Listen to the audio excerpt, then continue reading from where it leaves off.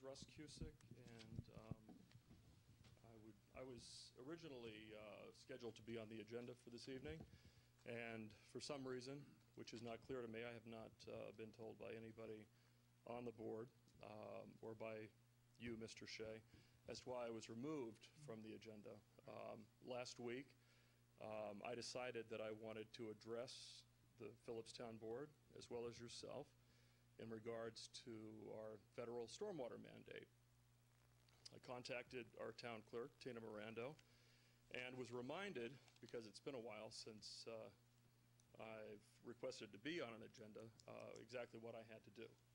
I complied with everything that was required to be put on the agenda. And I actually came in and hand-delivered it to Tina on Friday. And then I was just preparing to meet with you guys to share with you my concerns the last week or so. And on Tuesday, I got an email from the clerk's office from Tina, and she shared with me that you had telephoned her and demanded that she take me off the agenda. So my first question is, why was I removed from the agenda? All I wanted to do was come in here and discuss stormwater issues, which are important issues, crucial issues to Philipstown. Right. I didn't receive any material, nothing, from you or the clerk. I didn't receive any written material, anything. So generally we want to vet things that go on the agenda to become an agenda item. We're not saying you can't get on the agenda. So we looked at the scope of this month's agenda. I didn't have any material at all from you. And I did try to contact you, left a message on your cell phone so we could have this discussion. We're not saying you can't be on the agenda. It would be more convenient if it were next month so we could prepare for, because these are not just off-the-cuff discussions. But is this across the board, is this a requirement that you require of everybody before they address the Philipstown Town Board? When we have a serious issue and we have somebody who's going to give a presentation of sorts, we want to know what the presentation entails. We want to have some documentation of that. We want to have the time they think they're going to need to be allotted during the meeting. So yes, generally that is the if it's something that somebody wants to get up and make a 2-minute announcement, you know, generally that won't even be an agenda item. You didn't know that that was not my intent, first of all, so you made a lot of assumptions. Right, and then I didn't have anything to go on, so I had to make some assumptions. Why wouldn't you ask me prior to... I tried to contact you. No, you didn't. Not prior to asking Tina to remove me from the agenda. You did not. I didn't have any documentation of anything from you. But again, I ask you, is it required for taxpayers, residents of Philipstown, to send you documentation to fully vet before individuals get up and address you? Well, here's Wait. That's just a direct question. We would like to have some idea of the scope and scale of the discussion, especially involving serious issues like stormwater management. That is what we'd like to have. Okay, great. Thank you for your response. And I'm not saying if you want to get on next month and we will, have a discussion, or would you? Oh, I absolutely will be on next month. And if you want to have a workshop, if you would rather have a workshop, that would be fine also. Well, it used to be 5 years ago. I recall it was 2009. We had a stormwater consultant by the name of Wellington Carvalho. True. And for some reason he was fired. And at that time we had, I believe we had at least 2 or 3 meetings. We had a lot more than that. Public meetings? Yes. When was the last one that we had on stormwater? Off the top of my head, I couldn't tell you, but I know Are these required every year by federal law? Mm-hmm. When was the last time we had one? I couldn't tell you off the top of my head. Nancy, are you the stormwater liaison? Yes, I am. Okay, can you please tell me what year Russ, since 2009? It's just a question. This is exactly why. These are questions. I'm asking. And you know what? Under state law, I'm asking someone I voted for a question. And that's all, Richard. You should be referring your questions to the supervisor who is chairing the meeting. Is that right? Okay. Yes, that is state law, and that's how it goes. Okay, so Supervisor Shea. Yes, Russell. Would you please ask Assistant Deputy Supervisor Nancy Montgomery when we last had, as is required by federal law, okay, amendments to our Clean Water Act, Right. when was the last annual stormwater meeting? No, I will not ask her that question right now. You will not. No, I will not. Great. Thank you for that. So I have some other questions. And I'm not saying we won't give you an answer to that question. At this time, it will not be answered. I can't twist your arm and make you answer any question. No, not but I according- certainly can no. stand here and ask you the question, You which is certainly what can. I'm doing. Thank you very You much. can. Thank you. Okay. I would like to ask a question of the entire town board, as well as you, Mr. Shea. Do you all believe collectively that the town of Philipstown is currently in compliance with our federal stormwater mandate? I think it'd be a lot more productive if you submitted these questions. If you're looking for a productive discussion, or if you're just looking to grandstand, Well, I understand the editorial nature. These are of laws that have been in place since 2003. Right, and I'm saying 10 years, again, 11 years. This goes back to the point of this is a complicated issue. If you are serious about getting answers to these are questions that should be submitted so that we can supply the answers.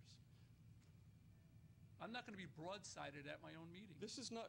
Why do you consider this being broadsided? Because we if were you were at the same meeting in 2000. If you were sincere about doing this, we've seen each other personally. You did not contact me prior to this. You did not give me the courtesy of an email, a phone call, or anything, or submitting these questions My prior God, to the meeting. is that required in a democracy, Richard Shea? No, it's No, required, it's not. It's required for What is civility. required of our elected and appointed officials is to be knowledgeable of our federal laws. Absolutely. I sat through a meeting in 2009 with you in which Wellington Carvalho told everybody, Nancy Montgomery, Barbara Scuchamara, you recall, what exactly was required of municipalities in New York State. And we've gone to great lengths to fulfill those requirements. Not nearly enough. Can I ask you one question about compliance as far as construction and building permits? Applicants who appear before the planning board, as an example, okay, have applicants for residential properties or business properties been allowed to receive building permits? Have they been green-lighted for projects that are over 1 acre of soil disturbance without complying, without sending a notice of intent to the New York State DEC, and without following the federal stormwater mandates from the breaking of the ground through the completion of the project? Has that happened in the last 5 years?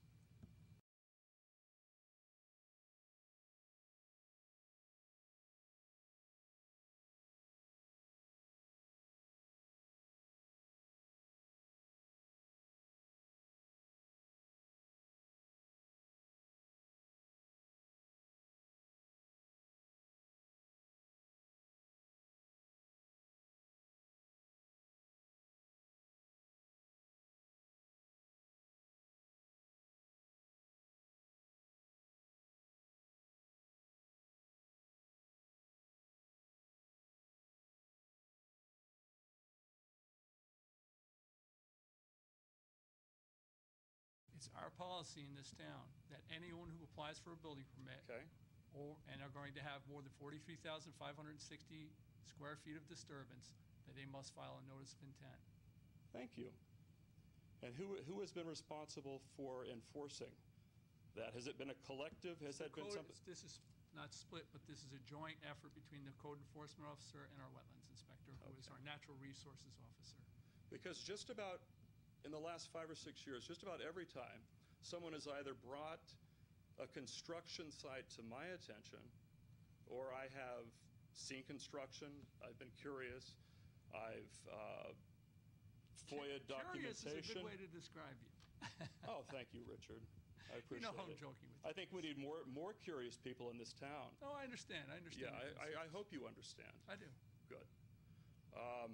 So that said, I have tons of questions. Sure, and if you would because submit them, I think it would be better if we had a workshop, sat down, and went through these issues. I think it would Okay. be much more productive.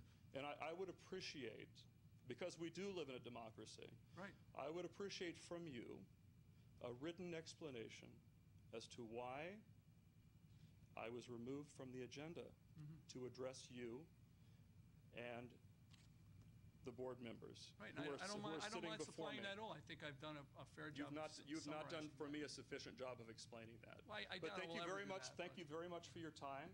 I hope you all have a lovely rest of the evening. And I do plan to be on the agenda, and I would like you to be specific about what you would like me to submit. Well, if you So have I those questions would be a good start. If you have questions, that would be a good start so that we can supply answers. Okay. Thank you. All right, one thing I would say, and this occurred to me early on in the meeting, is that we are not lax in enforcing environmental issues in this town. The entire breadth of all the committee reports that opened this meeting revolved around environmental issues. You're talking about the Conservation Board, going right down to such thing as a retaining wall. We're monitoring the installation of retaining walls and swimming pools, all of these things. And the building inspector, the code enforcement officer, is knowledgeable and does follow the letter of the law regarding the notice of intent filing. So if we go over that 1 acre threshold, you do need to file a notice of intent. Everyone knows that. That's standard practice at this time. Again, looking at the planning board, their reviews, these are intensive reviews. And people come from both sides of the issue. A lot of people think that the town is too heavy-handed in enforcement, and we receive a lot of complaints about that. It's constantly striking a balance. We do not shirk our responsibility with regard to enforcement of laws.